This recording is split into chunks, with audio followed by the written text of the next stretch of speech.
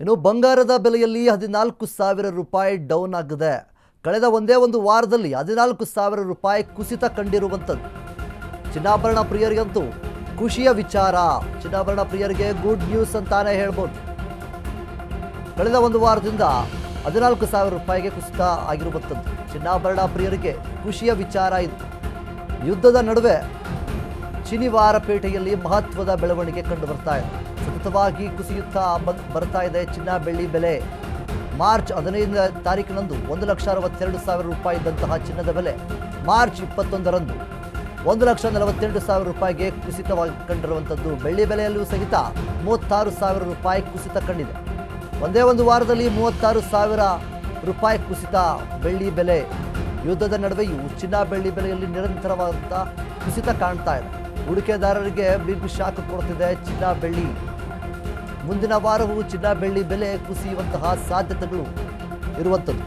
ಇನ್ನು ಒಂದು ಕಡೆ ಯುದ್ಧ ನಡೀತಾನೆ ಇದೆ. 21-22 ದಿನಗಳಾಯಿತು ಯುದ್ಧ ಆರಂಭವಾಗಿ.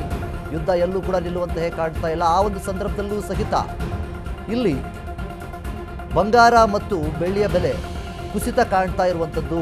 ಕೊನೆಯ ಬಾರಿ ಅಂದರೆ ಒಂದೇ ಒಂದು ವಾರದಲ್ಲಿ 14,000 ರೂಪಾಯಿ ಬಂಗಾರದ ಬೆಲೆ ಕುಸಿತವಾಗಿದೆ. ಇನ್ನು ಬೆಳ್ಳಿಯ ಬೆಲೆ ನಾವು ನೋಡೋದಾದರೆ 36,000 ರೂಪಾಯಿಗೆ ಕುಸಿತವಾಗಿರುವಂಥದ್ದು ಒಂದು ವಾರದಲ್ಲಿ ಮಾತ್ರ.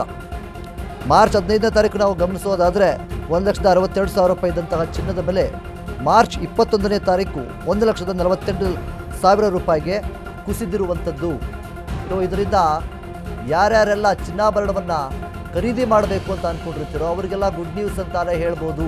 ಹೂಡಿಕೆದಾರರು ಸ್ವಲ್ಪ ಗಮನದಲ್ಲಿ ಇಟ್ಕೋಬೇಕು ಇದನ್ನು. ಮುಖ್ಯವಾಗಿ ಚಿನ್ನಾಭರಣ ಚಿನ್ನದ ಬೆಲೆ ಕೂಡ ಕುಸಿತವಾಗ್ತಾ ಇದೆ. ಬೆಳ್ಳಿಯ ದರವೂ ಕೂಡ ಇಳಿಕೆಯಲ್ಲಿ ಕಾಣ್ತಾ ಇರುವಂಥದ್ದು.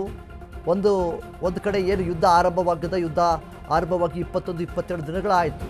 ಸಾಮಾನ್ಯವಾಗಿ ಯುದ್ಧ ಆರಂಭವಾಗಿ ಈ ರೀತಿಯಾದಂತಹ ದೊಡ್ಡ ಯುದ್ಧಗಳು ನಡೆಯುವಂತಹ ಸಂದರ್ಭದಲ್ಲಿ ಬೆಲೆ ಏರಿಕೆ ಆಗುವಂಥದ್ದನ್ನು ನಾವು ನೋಡಿದ್ದೇವೆ. ಆದರೆ ಇಲ್ಲಿ ಚಿನ್ನದ ಬೆಲೆ ಮತ್ತು ಬೆಳ್ಳಿಯ ಬೆಲೆ ಇಳಿಕೆಯಾಗ್ತಾ ಇರುವಂಥದ್ದು. ಮುಖ್ಯವಾಗಿ ಸ್ಟಾಕ್ ಮಾರ್ಕೆಟಲ್ಲೂ ಕೂಡ ದೊಡ್ಡ ಮಟ್ಟದ ರೀತಿಯಲ್ಲಿ ಹೊಡೆತ ಬಿದ್ದಿದೆ. ಯಾರ್ಯಾರೆಲ್ಲ ಚಿನ್ನ ಮತ್ತು ಬೆಳ್ಳಿಯ ಮೇಲೆ ಹೂಡಿಕೆಯೊಂದನ್ನು ಮಾಡಿರ್ತಾರೆ ಅವರಿಗೆ ದೊಡ್ಡ ಮಟ್ಟದ ರೀತಿಯಲ್ಲಿ ನಷ್ಟವಾಗುವಂಥದ್ದು. ಈಗಾಗಲೇ ನಷ್ಟವಾಗಿದ್ದಾರೆ.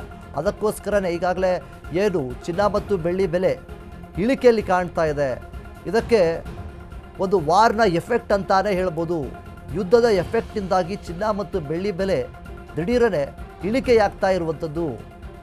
ಕೊನೆಯ ವಾರ ಈ ಹಿಂದೆ ಒಂದು ವಾರಕ್ಕೆ ನಾವು ಸಂಬಂಧಪಟ್ಟಾಗಿ ನಾವು ನೋಡೋದಾದರೆ 14,000 ರೂಪಾಯಿ ವ್ಯತ್ಯಾಸ ಕಂಡು ಬರುತ್ತೆ. 14,000 ರೂಪಾಯಿ ಡೌನ್ ಆಗಿದೆ, ಇಳಿಕೆ ಕಂಡಿರುವಂಥದ್ದು. ಇನ್ನು ಬೆಳ್ಳಿಯಲ್ಲಿ ನಾವು ನೋಡೋದಾದರೆ 36,000 ರೂಪಾಯಿಯನ್ನು ಇಲ್ಲಿ ಇಳಿಕೆಯಾಗಿದೆ ಒಂದೇ ಒಂದು ವಾರದಲ್ಲಿ. ಯಾರ್ಯಾರೆಲ್ಲ ಈ ಒಂದು ಸಂದರ್ಭದಲ್ಲಿ ಬಂಗಾರವನ್ನು ಅಂದರೆ ಚಿನ್ನ ಮತ್ತು ಬೆಳ್ಳಿಯನ್ನು ಖರೀದಿ ಮಾಡೋದಕ್ಕೆ ಆಲೋಚನೆ ಮಾಡ್ತಿರ್ತಾರೆ, ಪ್ಲ್ಯಾನನ್ನು ಮಾಡ್ತಿರ್ತಾರೆ, ಅವರಿಗೆ ಇದು ಒಂದು ಒಳ್ಳೆಯ ಅವಕಾಶ ಅಂತಲೇ ಹೇಳ್ಬೋದು. ಯಾಕೆ ಅಂತಂದರೆ ಇನ್ನೊಂದು ಕಡೆ ನಾವು ನೋಡೋದಾದರೆ ಇನ್ನೂ ಮುಂದಿನ ದಿನಗಳಲ್ಲೂ ಸಹಿತ ಇಳಿಕೆಯನ್ನು ಕಾಣಬಹುದು ಅನ್ನುವಂತಹ ಸಾಧ್ಯತೆಗಳು ಕೂಡ ಇದೆ. ಯಾಕೆಂದರೆ ಸದ್ಯದ ಮಟ್ಟಿಗೆ ಯುದ್ಧ ನಿಲ್ಲುವಾಗೆ ಕಾಣ್ತಾ ಇಲ್ಲ. ಯುದ್ಧದ ಎಫೆಕ್ಟಿಂದಾಗಿ ಎಲ್ಲ ಕಡೆಯೂ ಕೂಡ ಚಿನ್ನ ಮತ್ತು ಬೆಳ್ಳಿಯ ಬೆಲೆ ಇಳಿಕೆಯಾಗ್ತಾ ಇದೆ. ಈ ಒಂದು ಕಾರಣದಿಂದ ಮುಂದಿನ ದಿನಗಳಲ್ಲೂ ಸಹಿತ ಇನ್ನಷ್ಟು ಕುಸಿಯುವಂತಹ ಸಾಧ್ಯತೆಗಳು ಕೂಡ ಇದೆ. ಹೇಳೋದಕ್ಕೆ ಬರೋದಿಲ್ಲ, ಏರಿಕೆ ಕೂಡ ಆಗಬಹುದು, ಅದರಲ್ಲಿ ಯಾವುದೇ ರೀತಿಯ ಅನುಮಾನವಿಲ್ಲ. ಆದರೆ ಏರಿಕೆಯೂ ಆಗಬಹುದು, ಇಳಿಕೆಯೂ ಆಗಬಹುದು. ಒಂದೇ ಒಂದು ವಾರದಲ್ಲಿ 14,000 ರೂಪಾಯಿ ಇಳಿಕೆಯಾಗಿದೆ. ಚಿನ್ನದಲ್ಲಿ ವ್ಯತ್ಯಾಸ ಕಂಡಿದೆ ಅಂತಂದರೆ ಅದು ಸುಲಭವಲ್ಲ. ಮತ್ತು ಬೆಳ್ಳಿಯದಲ್ಲೂ ಕೂಡ 36,000 ರೂಪಾಯಿ ಒಂದೇ ಒಂದು ವಾರದಲ್ಲಿ ವ್ಯತ್ಯಾಸ ಕಂಡು ಬಂದಿರುವಂಥದ್ದು. ಇನ್ನು ಚಿನ್ನಾಭರಣ ಪ್ರಿಯರಿಗೆ ಇದು ಒಂದು ಗುಡ್ ನ್ಯೂಸ್ ಅಂತಾನೆ ಹೇಳ್ಬೋದು. ಯಾರ್ಯಾರೆಲ್ಲ ಚಿನ್ನವನ್ನು ಖರೀದಿ ಮಾಡಬೇಕು, ಬೆಳ್ಳಿಯನ್ನು ಖರೀದಿ ಮಾಡಬೇಕು ಅಂತ ಪ್ಲ್ಯಾನ್ ಮಾಡಿ ಇಟ್ಕೊಂಡಿರ್ತೀರ ಅವರಿಗೆ ಇದು ಒಂದು ಒಳ್ಳೆ ಗುಡ್ ನ್ಯೂಸ್ ಅಂತಾನೆ ಹೇಳ್ಬೋದು.